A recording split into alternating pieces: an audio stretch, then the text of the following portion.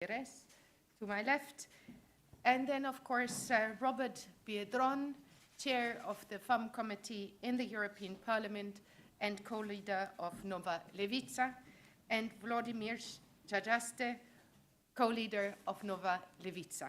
I hand over to Irache Gathia first, then to Robert, and then to Vladimir. And then afterwards, there's, of course, time for your question. And we have, of course, translation, so please use your headsets. Thank you.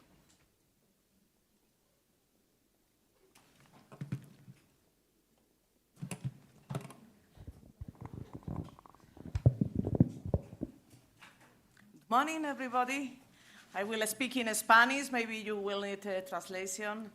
Quiero comenzar agradeciéndoles su presencia en este. I'd like to start by thanking you for being here at this conference, and on behalf of the Socialists and Democrats, I would like to thank our colleagues from Nova Levica for having hosted this excellent program. We've had an excellent agenda for our work of the Socialists and Democrats here in Krakow. It's a clear example of the commitment of European social democracy to work to protect a fairer Europe, a stronger Europe, one with more solidarity, and to see a Europe where Poland has to play a leading role, and where we all have to work together to defend our common values. We're very aware of how important this period is for our meeting since the beginning of this Parliament, but increasingly the position of defending the rule of law is one throughout the European Union, has been a priority for the Socialists and Democrats. I want to make it very clear today that we want Poland in the European Union, that Polish citizens deserve to be part of the European project, to enjoy its benefits, and that the Polish citizens do not deserve a government that is undermining the development of the country and of the EU. We've come to Krakow to demonstrate our support for our colleagues from Nova Levica, and also to work to ensure that we have a clear plan for Europe that will move forward in defending the rule of law and that will not allow backsliding on the rights of the most vulnerable people, women, LGBTI communities, and to support a social Europe that will support the most vulnerable. We're aware of these challenges. We're aware that the war is leading to social and economic consequences for people. Inflation is impacting on the most vulnerable families, and that the EU and national governments have to stand side by side with citizens. So we want to demonstrate clear, unanimous support for Ukraine, its territorial integrity, and say that defending Ukraine means defending democracy and liberties in Europe. We'll continue to work to provide financial, economic, military, and political support.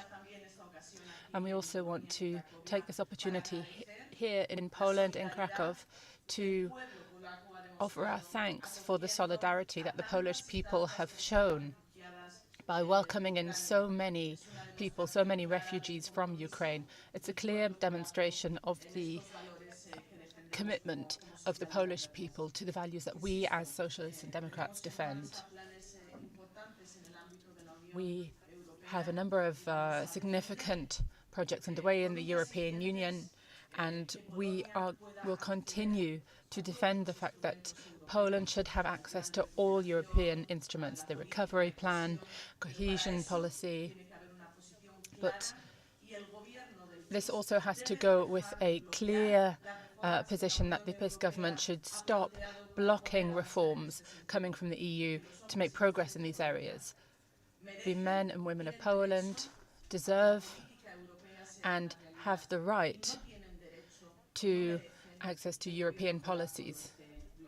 and they don't deserve these policies to be blocked by the Polish government. This week we launched the Charter of Fundamental Rights for Women in Europe.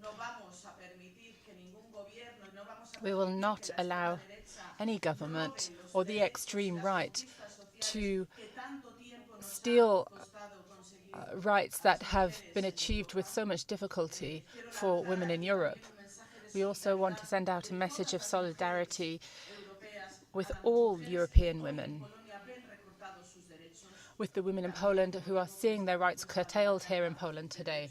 And that's why we have the Charter of Fundamental Rights for Women.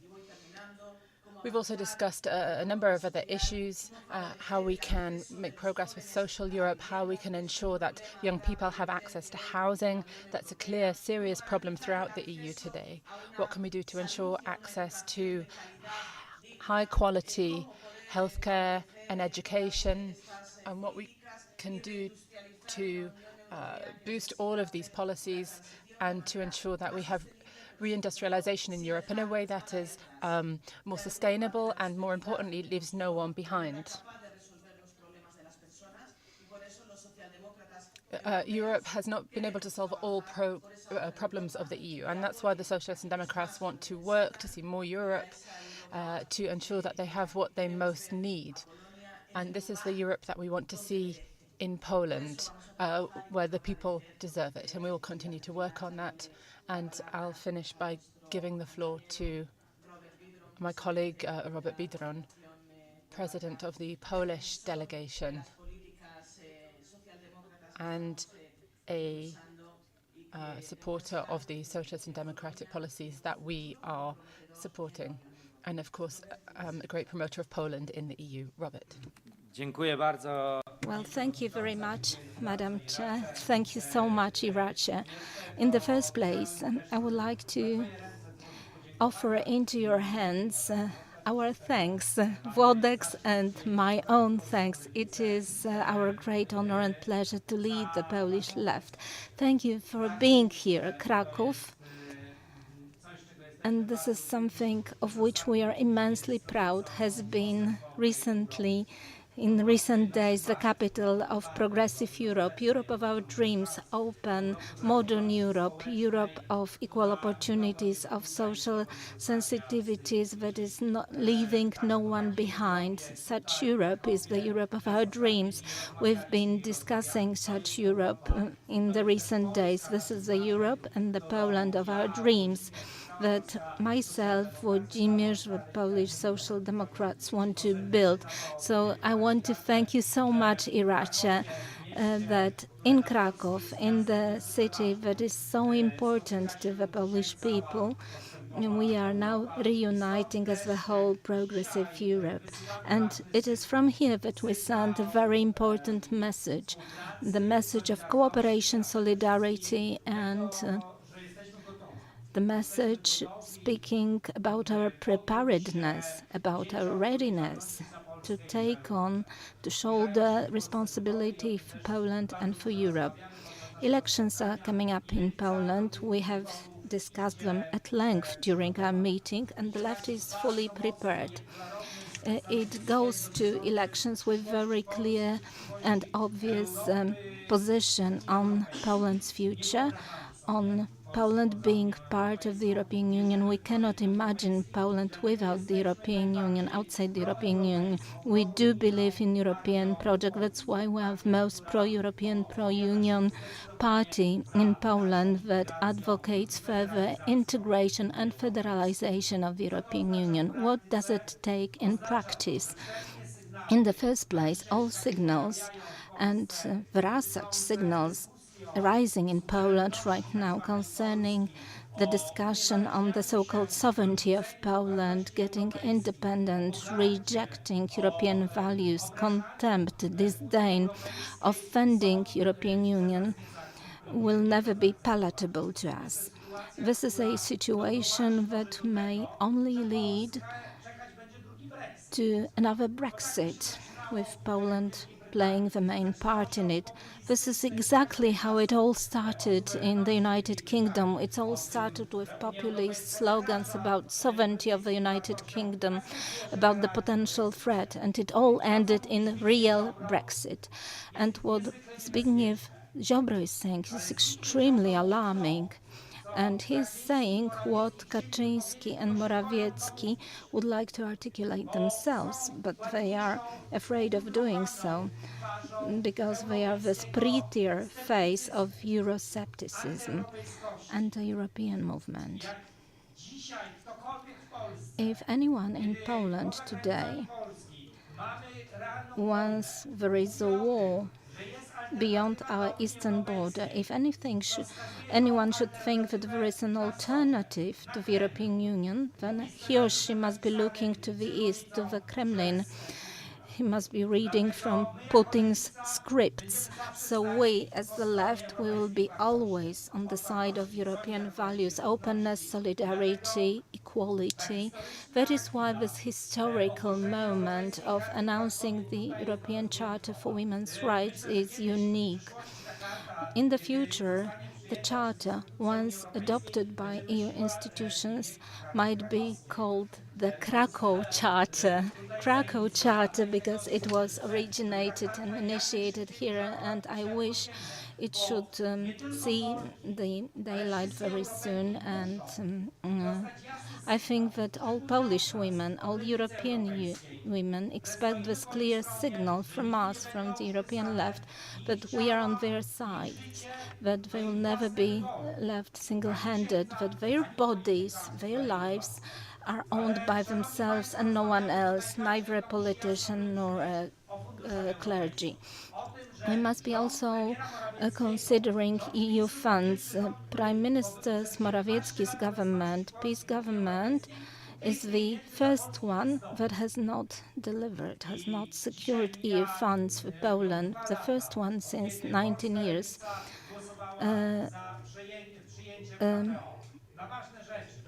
2 years ago this day, the Polish left voted in favor of adoption of RRF, but for 2 years nothing has been done to obtain the EU funds from RRF.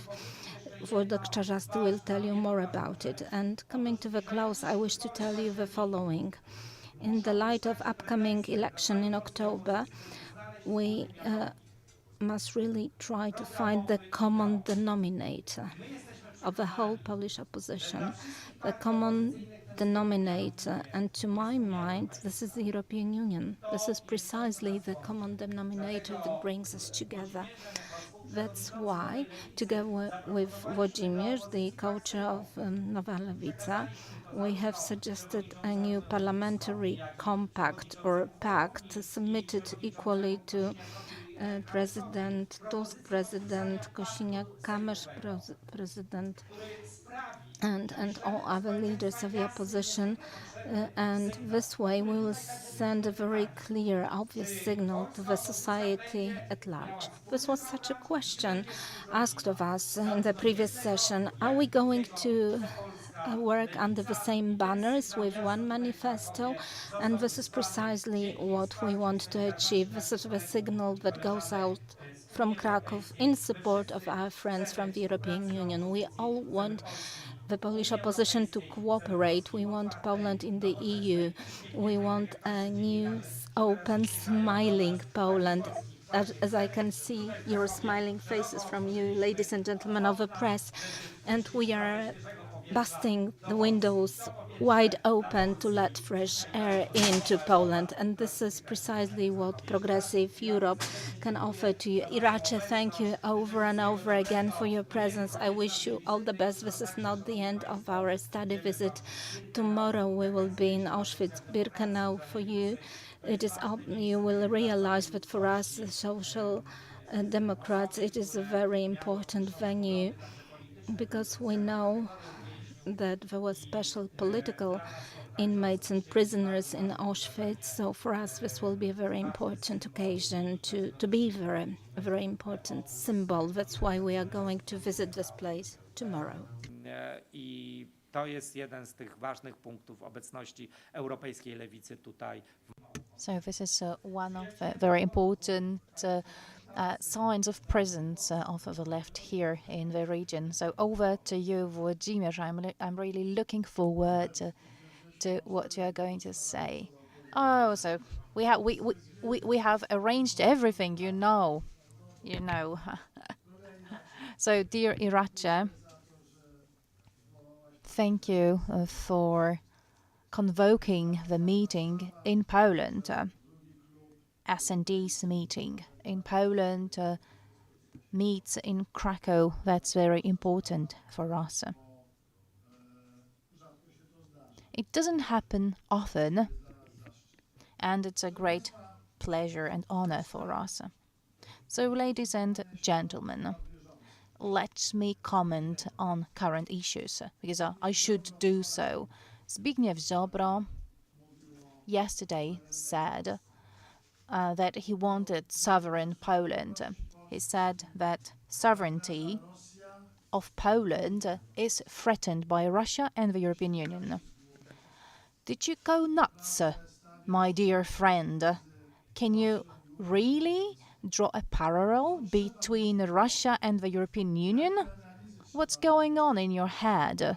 What kind of analysis have you made if you believe that the European Union is a threat to the sovereignty of Poland?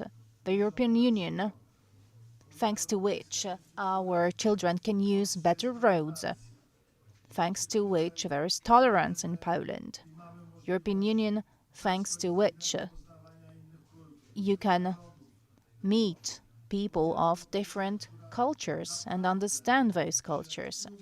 The European Union that has enriched itself thanks to Poland, and Poland is enriched thanks to the Union. Don't say it, or you will cause what happened in the UK, or Poles will start believing that something is really wrong and that the European Union is a threat. Please be responsible. You are a minister of the Polish government. No matter what your opinions, be responsible towards the state. Today, as the new left, we have tabled a proposal for the European Housing Fund. That's the first signal. Everybody is surprised, but you need to start with something. We have tabled this proposal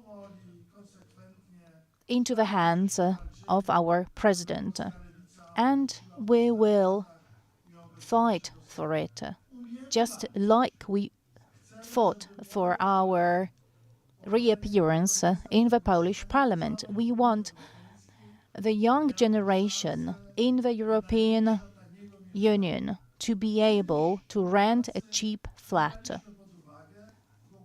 Once we Poles wouldn't believe that the European Union will invest in Polish infrastructure. Common procurement of drugs wouldn't be possible.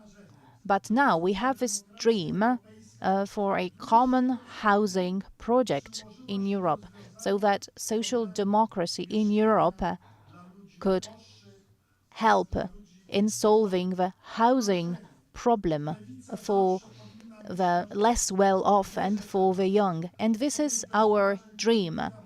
Socialists, the left, cannot exist without dreams. Politics is just empty without dreams. So every week we will keep on talking about the housing issues.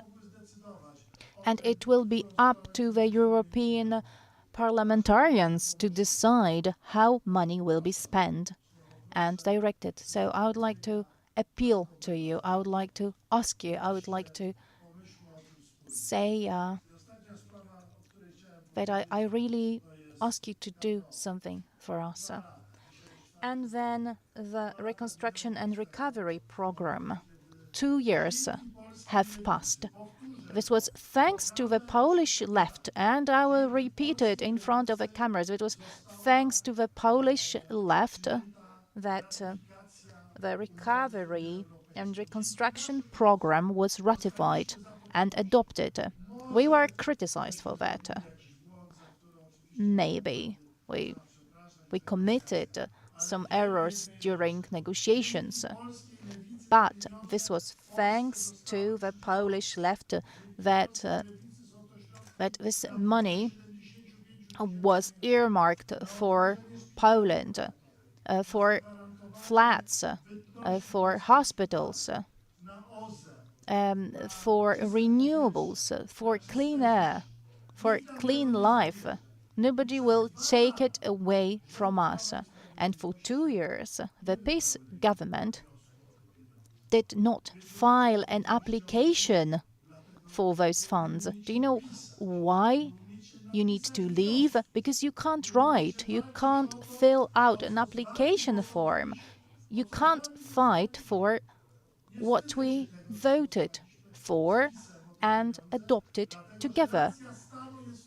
I believe that the interest of state is the most important in such a moment, so I'm not ashamed of voting for the recovery and reconstruction program. And if you don't understand it, please do understand it. Thank you very much to our 3 speakers. Now it is time for your questions. Are there any questions in the room from any of the journalists present? Yes, please, if you could indicate your name and medium and to whom you put the question. Thank you. And sorry that I don't speak Polish. Ponieważ jest tłumaczenie, to ja po prostu po polsku. As we have interpreting, I will speak in Polish. The first question is of a procedural matter. So Socialists and Democrats are considering the change of a name to become a socialist party. So how long will it take you to make this decision? Because I believe it will have to be made before the elections. Thank you for the question.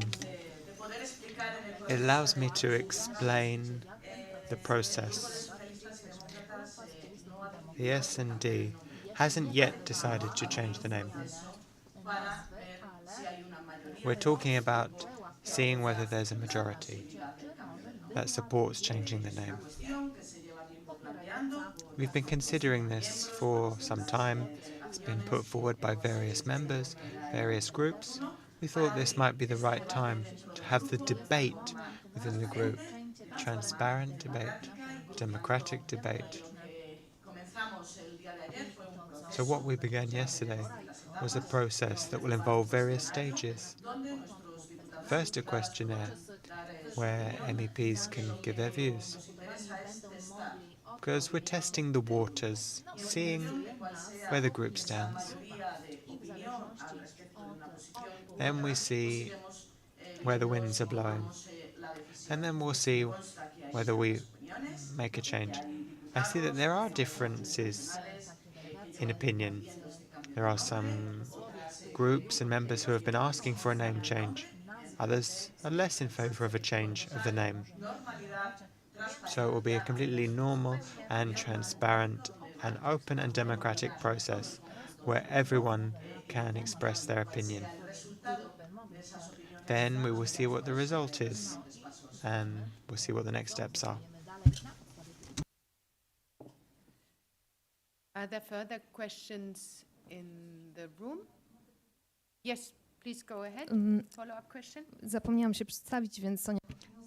Sofia Aktinowska, Euroactive Poland. And the second question will be to Robert Biedroń about the European Charter of Women's Rights. We have been discussing abortion, and in the Charter it is said that abortion should be legal and available. But there is no mention of legality until the 12th week, so there is no detail. Why? Because in Europe there is no single standard. And this standard has to be developed once the provisions of the Charter will be adopted. You actually specialize in gender issues, and Europe is looking for one standard when it comes to legal deadline for legal abortion. So we'll have to find a compromise. Implementation of the Charter will create a great opportunity to work towards it. You must have read the Charter.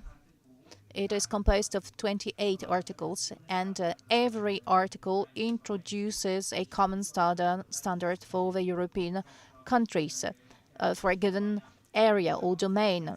For example, when it comes to economic issues or countering gender-based violence, when it comes to access to healthcare, and we go as far as international affairs. So we will have to find common standards when it comes to all of those issues, including abortion. Thank you. Are there any further questions? Fine. Then I would like to thank you all, thank our three speakers, and wish you a good day. Merci.